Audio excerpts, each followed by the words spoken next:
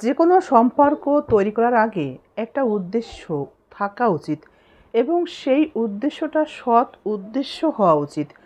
যদি আপনি কোনো সৎ বা হালাল উদ্দেশ্য নিয়ে কোনো সম্পর্ক গড়ে তোলেন, বন্ধুত্ব বলেন কিংবা দাম্পত্য জীবন বলেন, তখন সেই সম্পর্কর স্থায়িত্ব দীর্ঘদিনের হয়ে থাকে। যদি আপনি কোনো মানুষের সাথে বন্ধুত্ব তৈরি করেন এবং সেখানে আপনি একটা হালাল উদ্দেশ্য নিয়ে তৈরি করেন, তাহলে সেই সম্পর্ক বা সেই বন্ধু আপনারই থাকবে।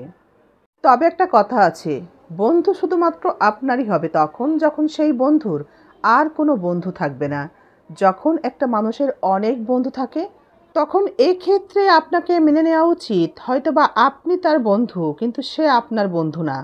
দাম্পত্য জীবনেও যদি আপনি বিয়ের আগে টাকা পয়সা সম্পত্তি, মেয়ের সৌন্দর্য বা মেয়ের যোগ্যতা, বিশেষ কোনো গুণ অথবা মেয়েটি ভালো একটা চাকরি বা জব করে এমন কোনো বিশেষ বিষয়ের উপরে গুরুত্ব দিয়ে সেই মেয়েকে যদি আপনি বিয়ে করে নেন, তবে সেই মানুষটির প্রতি আপনার মায়া মহব্বত তৈরি হবে না।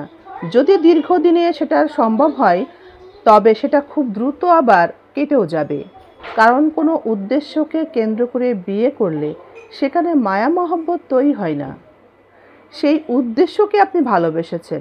যে বিষয়টিকে গুরুত্ব করে বা কেন্দ্র করে তাকে আপনি বিয়ে করলেন, সেই বিষয়টি যদি কোনো কারণে হাতছাড়া হয়ে যায় কিংবা আপনি না পান, সেই বিষয়টা আপনার কোনো চাহিদা পূরণ করতে না পারে, এমন হতে পারে মেয়েটি অসুস্থ হয়ে গেল, আপনি চাকরি দেখে বিয়ে করেছিলেন, অসুস্থতার কারণে তার চাকরি করাটা সম্ভব হচ্ছে না, কিংবা চেহারা দেখে বিয়ে করেছিলেন, হঠাৎ কোনো কারণে তার চেহারাটা নষ্ট হয়ে গেল, তার ভিতরে চাঞ্চল্য একটা ভাব ছিল, সেটা আপনার খুব ভালো লেগেছিল, সেটা হঠাৎই কোনো কারণে তার জীবন থেকে হারিয়ে গেল।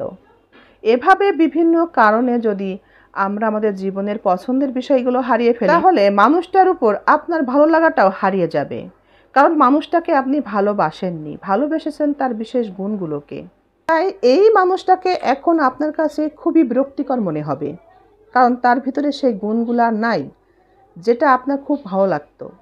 তখনই মানুষটাকে আপনার কাছে খুবই অসহ্য বা বিরক্তিকর মনে হবে। নারী অথবা পুরুষ, যার কাছে টাকাটা সব থেকে বেশি ইম্পর্টেন্ট, গুরুত্বপূর্ণ, সেই পুরুষ বা সেই নারী দাম্পত্য জীবনে কখনোই সুখী হবে না যদি টাকা সে জীবনে না পায়, সেই স্বামীর কাছ থেকে টাকা না পায়, কিংবা সেই স্বামী সেই স্ত্রীর কাছ থেকে অর্থ সম্পদ না পায়।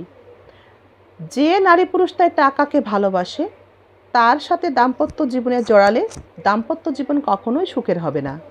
কিছু নারী পুরুষ আছে অন্যের সম্পত্তি ভোগ করতে পছন্দ করে, নিজে পরিশ্রম তেমন একটা করতে পছন্দ না করলেও কিংবা টুকটাকি যাই করুক, সে অন্যের অর্থ অন্যের সম্পদ ভোগ করতে বেশি ভালোবাসে। সে অন্যের সম্পত্তি টাকা পয়সা দিয়ে স্বাচ্ছন্দ্যের জীবন কাটাতে চায়। এমন নারী পুরুষ কিন্তু আছে যারা অন্যের অর্থ দিয়ে নিজের জীবনকে সাজাতে চায়। এই ধরনের নারী স্বামীর টাকায় বাড়ি করবে, স্বামীর টাকায় আরামে থাকবে, স্বামীর টাকায় এটা করব সেটা করব, এই ধরনের স্বপ্ন যে নারী দেখে, সেই নারীর জীবনে আপনি কখনোই সুখ আনতে পারবেন না যদি তার পিছনে আপনি টাকা খরচ না করতে পারেন। আবার সেই পুরুষও সুখী হবে না যদি স্ত্রীর কাছে খুব বেশি তার চাহিদা থাকে, চাওয়া থাকে, স্ত্রীকে সচ্ছল অবস্থায় দেখতে চায়, অর্থপূর্ণ একটা নারীকে সে দেখতে চায়। এমন পুরুষ যদি থাকে কারো জীবনে, তাহলে সেই নারীও সেই পুরুষকে কখনোই সুখী করতে পারবে না যদি তার উপার্জনের সমস্ত অর্থকড়ি দিয়ে সেই পুরুষকে সুখী করতে না পারে। অর্থাৎ তার উপার্জনের সমস্তটাই তার স্বামীর হাতে তুলে দিতে হবে। যদি বিয়ের পর কোনো কারণে সেই নারী ব্যর্থ হয়, স্বামীর হাতে অর্থ তুলে দিতে কিংবা না দেয়, কিংবা চাকরি করতে পারলো না, এমন কিছু হয়, তাহলে সেই নারী কখনোই ওই স্বামীর সংসারে সুখ পাবে না, ওই স্বামী কখনোই ওই স্ত্রীকে ভালোবাসবে না। তবে রিয়ার আছে, ব্যতিক্রম থাকবে দু একটা, ম্যাক্সিমামই এটাই হয়। ওই নারী ওই সংসারে অশান্তিতে থাকে, ওই স্বামী কখনোই ভালো মুখ তার সাথে আর দেয় না, ভালো ব্যবহার দেয় না। অর্থাৎ দাম্পত্য জীবনে যদি টাকাকে বেশি গুরুত্ব দেন, সে নারী হোক আর পুরুষই হোক, টাকাকে যদি গুরুত্ব দেন, নিজে পরিশ্রম করে নিজের টাকার গুরুত্ব না দিয়ে অন্যের টাকার উপরে বেশি লোভ থাকে, গুরুত্ব দেয় যে নারী বা যে পুরুষ, লোভী যে নারী, যে পুরুষ, অন্যের টাকা বা সম্পদের উপরে যাদের লোভ বেশি, তারা কখনোই দাম্পত্য জীবনে সুখী হয় না। এই সংসারে যদি কোনো নারী এমন থাকে, তাকে আপনি 10 লক্ষ 15 লক্ষ মাসে মাসে টাকা দেবেন তার হাত খরচের জন্যে, সংসার খরচের জন্যে, তারপরও আপনার কাছে সে চাইতে থাকবে, আপনার কাছে তার দাবি থাকবে। সে অপচয় করতে পছন্দ করবে, নিজের স্বপ্ন পূরণ করতে সে আপনাকে ব্যবহার করবে, আপনার জীবনটা জাহান্নামে পরিণত করবে। আপনি উপার্জন করতে করতে, পরিশ্রম করতে করতে, খাটতে খাটতে মরে যাবেন, তবু এই স্ত্রীকে আপনি সুখী করতে পারবেন না। টাকাকে যে নারী বেশি প্রাধান্য দেয়, স্বামীর ভালোবাসার প্রাধান্য না দিয়ে, সেই নারীকে আপনি টাকা দেওয়া বন্ধ করলে সে আপনার সাথে আর থাকবে না। কারণ টাকা দিয়ে তার জীবন সে সাজায়, সে সুখ অনুভব করে। যখনই আপনি টাকা দেওয়া বন্ধ করবেন, তার জীবনের অনেক রাস্তা বন্ধ হয়ে যাবে, আর তখনই তার জীবনে একটা যন্ত্রণা শুরু হবে। আর এই কারণে সে আপনার সাথে থাকতে আর চাইবে না, আপনার সাথে সে ডিভোর্সের মতো একটা সিদ্ধান্তও যেতে পারে, বাচ্চা একটা দুটো তিনটা যাই থাক না কেন, অথবা পরকীয়ায় জড়িয়ে আপনার জীবনটাকে জাহান্নাম বানিয়ে দিবে, সংসারটা তছনছ করে দিবে।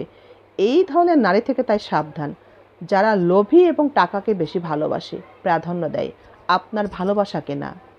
আপনার মায়া বা ভালোবাসার প্রাধান্য না দিয়ে যে নারী টাকাকে ভালোবাসে তার কাছ থেকে সবসময় দূরে থাকার চেষ্টা করুন। জীবনসঙ্গী তাকে তৈরি করুন যে আপনার সংসারকে ভালোবাসবে, আপনাকে দেখে শুনে যত্নে রাখবে, আপনার ভালোবাসায় সন্তুষ্ট থাকবে, সৃষ্টিকর্তার ভালোবাসায় সে মুগ্ধ থাকবে, আল্লাহকে ভয় পায়। এমন একজন মেয়েকে সঙ্গী হিসেবে নিজের জন্য বেছে নিন, তবেই আপনার সংসার জীবন সুখের হবে। তা না হলে আপনার জীবন, আপনার সংসারটা জাহান্নামে পরিণত হবে। অবাক হবেন না, এই ধরনের মেয়েরা যারা টাকার লোভে লোভী, যারা টাকা না হলে জীবন চালাতে পারে না, নিজের জীবনটাকে অসুখী মনে করে, তারা সন্তানকেও ভালোবাসে না, তারা পরকীয়ায় লিপ্ত হয় তাদের নিজেদের সুখের জন্যে এবং নিজের ঘাটতি পূরণের জন্য। এই ধরনের লোভী মানুষ বা লোভী মেয়েদের থেকে তাই দূরে থাকুন। নিজেদের জীবনটাকে সুন্দর করতে চাইলে মেয়েদের সঙ্গ এড়িয়ে চলুন। আজ আপনি দেশের ভিতরে তাকে নিয়ে ঘুরবেন, কিন্তু কাল বলবে দেশের বাইরে ঘুরতে যাব। আপনার ক্ষমতা আছে কি নাই দেখবে না। এদের ডিমান্ড দিন দিন বাড়তে থাকে। এদের যে বন্ধু বান্ধব থাকে, একটু নজরদারি করলে দেখবেন তারাও তার মতোই জীবনে এনজয়টাকে বেশি প্রাধান্য দেয়, কিন্তু আপনাকে ভালোবাসে না।